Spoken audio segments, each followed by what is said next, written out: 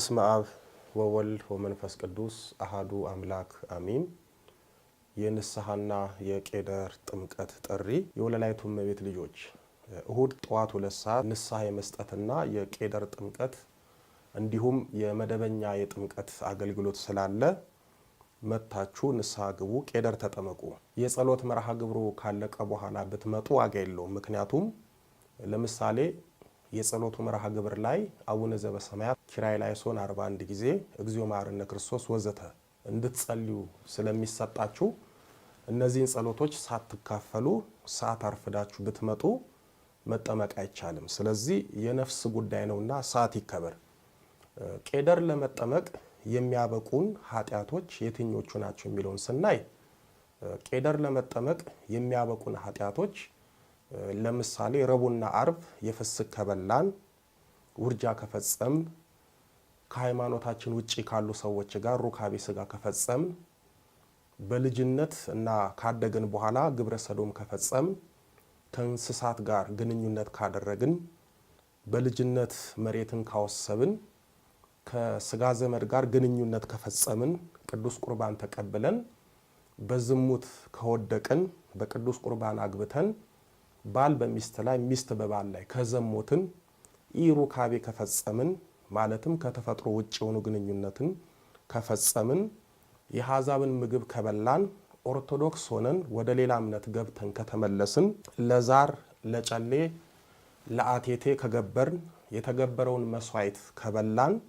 ጠንቋይ ቤት ከሄድን፣ ዛር አንጋሽ ጋር ከሄድን፣ ግለ ወሲብን ከፈጸምን፣ ሴት የወር አበባዋን ሳትጨርስ ግንኙነት ካደረግን፣ ወንድም የወር አበባ ካልጨረሰች ሴት ጋር ግንኙነት ካደረገ፣ ጫት ሲጋራ ከተጠቀምን ወዘተ ቄደር የግድ መጠመቅ አለብን። ወዳጆቼ ልብስ በሳሙና ይታጠባል፣ በመጨረሻም በኦሞ ተዘፍዝፎ ይለቀለቃል።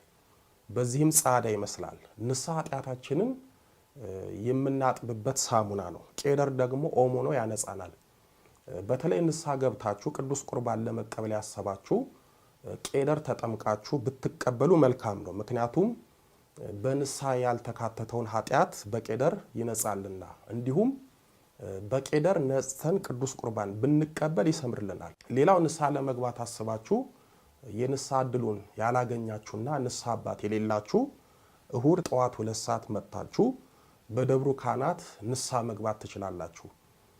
የእናንተን ችግር የሚረዱ በተለይ ለካህናት መናገር የምትጨነቁበትንና የምታፍሩበትን ለምሳሌ ግለ ወሲብንና የወሲብ ፊልምን የተመለከተ ባለትዳሮች እና ጮኛሞች በአካል ተራርቀው ነገር ግን በቪዲዮ በመታየት በድምጽ በመሰማማት የሚፈጸም መዳራትን ወዘተን ዘመን አመጣሽ ኃጢአትን የሚረዱ ካህናት ስላዘጋጀን መታችሁ በነፃ ንስሐ ግቡ፣ የኃጢአት ሸክምን አራግፉ። የወለላይቱ እመቤት ልጆች የትኛውንም ኃጢአት ብንሰራ ሁሉም ኃጢአቶች ከንስሐ በታች ናቸው። ከንስሐ በላይ የሆነ ኃጢአት የለም። የኛ ኃጢአት ከእግዚአብሔር ቸርነት በላይ አይደለም። የኛ ኃጢአት የደም ጠብታ ነው። የእግዚአብሔር ቸርነት ደግሞ ውቅያኖስ ነው። ስለዚህ የደም ጠብታ የውቅያኖስን ውሃ እንደማያደፈርሰው ሁሉ የትኛውም የኛ ኃጢአት የእግዚአብሔርን ቸርነት አይበልጥም። እመቤታችን በዘርፋፋ ቀሚሷ በክንፈ ረድኤቷ እቅፍ ድግፍ አድርጋ በዕለተ እሑድ በደጃቸው ለንስሐ ሕይወት ለቄደርና ለጸበል ጥምቀት ያገናኙን። ንስሐ ግቡ ኃጢአታችሁም ይሰረይ ዘንድ እያንዳንዳችሁ በኢየሱስ ክርስቶስ ስም ተጠመቁ፣ የመንፈስ ቅዱስንም ስጦታ ትቀበላላችሁ። የሐዋርያት ሥራ ምዕራፍ 2 ቁጥር 38። ጥሩ ውሃንም እረጭባችኋለሁ እናንተም ትጠራላችሁ። ትንቢተ ሕዝቅኤል ምዕራፍ 36 ቁጥር 25። ወስብሐት ለእግዚአብሔር ወለወላዲቱ ድንግል ወለመስቀሉ ክቡር። ይቆየ